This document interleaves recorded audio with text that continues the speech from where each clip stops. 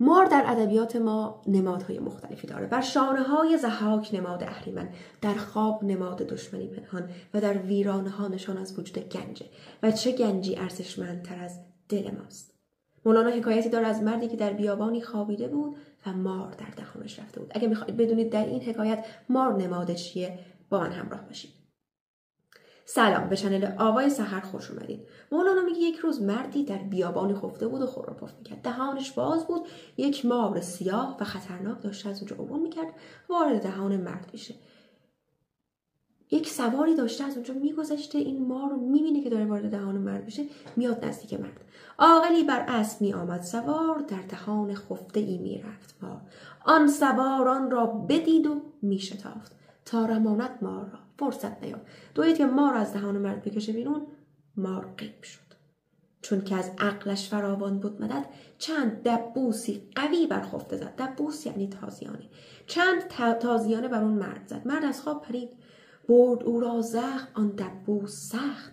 زو گریزان تا به زیر یک درخت، سیب پوسیده بسی بود ریخته. گفت از این خور ای به درد آویخته. کشان کشان انقدر زدش و برده زیر درخت. یا عالم سیب اونجا ریخته و گفت از این سیبا بخور. سیب چندان مرد را در خورد داد، که از دهانش باز بیرون میفتاد. دیدین تا خیر غذا بخوریم چه اتفاقی میفته؟ انقدر سیب خورده بود که دیگه از دهانش داشت سیب میریخت بیرون. بانگ میزد که امیر آخر چرا قصد من کردی؟ چه کردم من تو را؟ داد میزد امیر چرا منو میزنی؟ من چیکارت کردم؟ گر تو را زسل است با جانم ستیز، تیغ زن یک بارگی خونم بریز. اگه با کل وجودم مشکل داری، خب سرم ببر، تیغ بزن. چرا اینجوری اذیتم میکنی؟ شوم ساعت که شدم بر تو پدید، ای خنک آن را که روی تو ندید. لعنت به اون ساعتی که من تو دیدم، خوش به حال کسی که روی تو را ندیده. بی جنایت بی گناه بی بیش و کم، ملحدان جایز ندارند این ستم. می جهد خون از دهانم با سخن، ای خدا آخر مکافاتش کن تو کن. همینجوری دعا میکرد که خدای خودت این مرد رو مکافاتو بهش بده. نفرین بود که بر اون میبست. تا شبانگه میکشید و میکشاد، تازه صفراغ شدن بر وی نهاد. مرد همینجوری زخم میزد اونو و در دور یک بیابانی میدوند. زخم دبوس و سوار همچو باد، میدوید و باز در رو میفتاد. هی میزدش هی میافتاد زمین، انقدر که شروع کرد قی کردن و بالا آوردن. زو برآمد خورده ها زشت و نکو، مار با آن خورده بیرون جست از. هرچی خورده بود بیرون ریخت و مار هم از بدنش خارج شد. چون بدید از خود برون آن مار را، سجده آوردان نکو کردار را. وقتی مار دید افتاد به پای امیر. گفت خود تو جبرئیل رحمتی، یا خدایی که ولی نعمتی. ای مبارک ساعتی که دیدیم، مرده بودم جان نو بخشیدیم.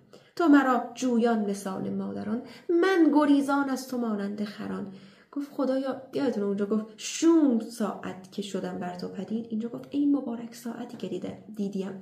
تا دید مرد برای او کمک کرده، در واقع باعث شده اون از مرگ نجات داده. گفت خوش به حال من که تو را دیدم، تو مثل مادر رو دنبال من بودی به من کمک بکنی. دیدین مادرها دنبال بچه‌شون میدونن یه دوای داری تو دهانشون بریزن، من مثل بچه‌ها از تو فراری بودم. خر گریزد از خداوند از خری، صاحبش در پیز نیکو گوهری. نسبه سود و زیان میجویدش، بلکه تا گرگش ندرد یاددش. خر از صاحبش فرار میکنه، غافل از این که صاحبش میخواد از اون در مقابل گرگ و حیوانات وحشی مراقبت بکنه.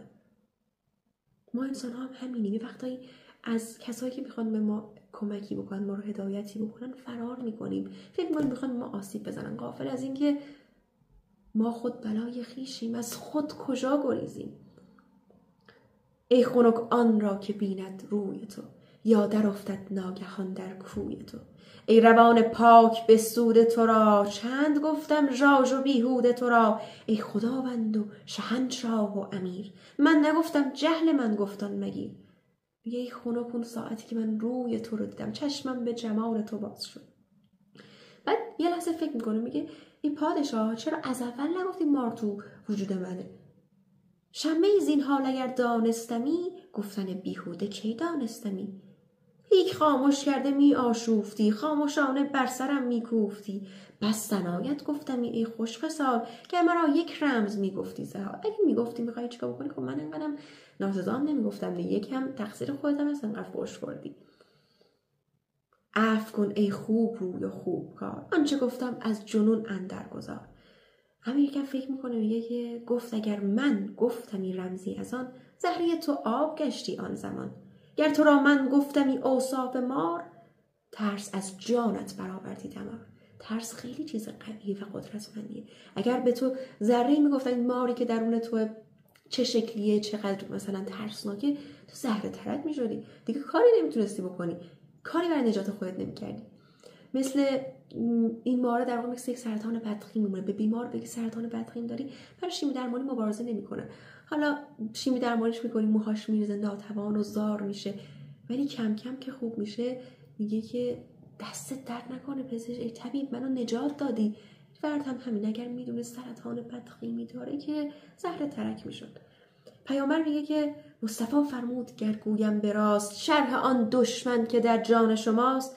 زهرهای پردلان هم بردارد، نرود ره نه غم کاری خورد. پیامبر گفت اگر اون دشمنی که در جان شماست رو من به شما ذره ای از صفاتش رو بگم، زهره ترک میشید، دیگه هیچ کاری نمیتونید بکنید. خودتون رو در مقابلش انقدر ضعیف میبینید که نه نماز میتونید بخونید، نه روزه‌ای، نه کار نیکی، چون حس میکنید که هرگز نمیتونید از دستش رهایی پیدا بکنید.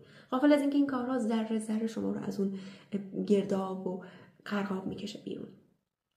میگن که در درون من جنگی سنا کشتش منم. در درون ما هم این دشمنیه، مثل یک مار سیاه، نفس اماره، اون صدایی که تو سرمون چیزایی میگه که خودتون بهتر بدونید، ناامیدتون میکنه، خستتون میکنه، دچار کینه میکنه، دچار نفرت میکنه شما رو. این مار همون ماره و اون مرد خفته ماییم که در بیابان دنیا در خواب غفلت فرو رفتیم و نمیبینیم چگونه این مار دور گنجینه قلب ما چنبات میزده و سواری باید بیاد، تازیانه‌ای باید بزنه. ما باید قی بکنیم همه اون چیزهایی که بهمون خورانده شده، چیزهایی که درست و صحیح نبوده. میشنیدم فحش و خر میراندم، رب یسر زیر لب میخواندم. پادشاه میگه من فحش‌های تو رو میشنیدم، ولی میگفتم پروردگارا یسر، منو یاری کن. از سبب گفتن مرا دستور نه، ترک تو گفتن مرا مقدور نه. یه وقتایی هستش نه دلیل رو میتونم بهت بگم، نه دلیل این رنج ها رو میتونم بهت بگم، نمیتونم بذارمت برم، وای میستن میشه تا این رنج ها رو بکشی تا خودت بفهمی که چرا بر تو اتفاق افتادن. یه وقتایی یه رشته انتخاب کنی نمیشه، سواری هواپیما میخوای بشی نمیشه، بلیط یه جا رو میخوای بخری خریده شده. این رنج ها که بر تو میاد، بعدها میبینی من اگه اون رشته قبول شده بودم الان تو این جایگاه نبودم، اگه سوار اون هواپیما شده بودم الان مرده بودم. و این رنج ها هستن که اون مار سیاه از درون شما بیرون میکشن. دشمنی عاقلان زینسان بود، زهر ایشان ابتهاج جان بود. اگر شما هم در برهه‌ای از زندگیتون هستید که احساس میکنید دارید از زمین و زمان میخورید، در زیر پای فلک لگد مال شدید، صبر کنید که شاید لازم بوده، شاید چیزی خوردین که باید بالا می آوردین، شاید کاری کردین که باید تقاضاش رو اینجا پس بدین تا به اون مقام بالاتر برسید. این مار نفس اماره شماست که باید کشته بشه. حالا یا خودتون براش تلاش میکنید یا کسی میاد که شما رو یاری بکنه. امیدوارم از این ویدیو لذت برده باشین. اگه دوست داشتین حتما برامون لایک کنید، کامنت بذارید و سابسکرایب کنید که باعث دلگرمی